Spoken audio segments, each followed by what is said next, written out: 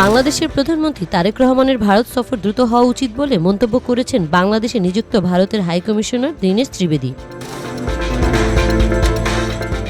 রোববার রাতে ঢাকার বারিধারা এক নৈশভোজে দেওয়া বক্তব্যে তিনি বলেন, শীর্ষ পর্যায়ে বৈঠক ও আলোচনার মাধ্যমে বাংলাদেশ ও ভারতের যে কোনো সমস্যার সমাধান করা সম্ভব। দুই দেশের মানুষের সম্পর্ক অত্যন্ত ঘনিষ্ঠ উল্লেখ করে তিনি বলেন, বাংলাদেশ ও ভারত শুধু সীমান্ত ভাগাভাগি করে না, তারা একটি অভিন্ন স্বপ্নও ধারণ করে। দীনেশ ত্রিবেদী বলেন, দুই দেশের মধ্যে মতপার্থক্য, বিতর্ক ও যুক্তিতর্ক থাকা স্বাভাবিক। গণতন্ত্রের চ্যালেঞ্জও থাকবেই, তবে আলোচনার মাধ্যমে সেসব চ্যালেঞ্জ মোকাবেলা করা সম্ভব।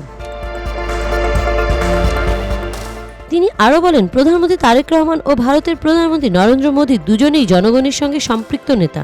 তারা বৈঠকে বসে আলোচনা করলে এমন অনেক সমস্যাই নেই যা সমাধান করা সম্ভব নয়।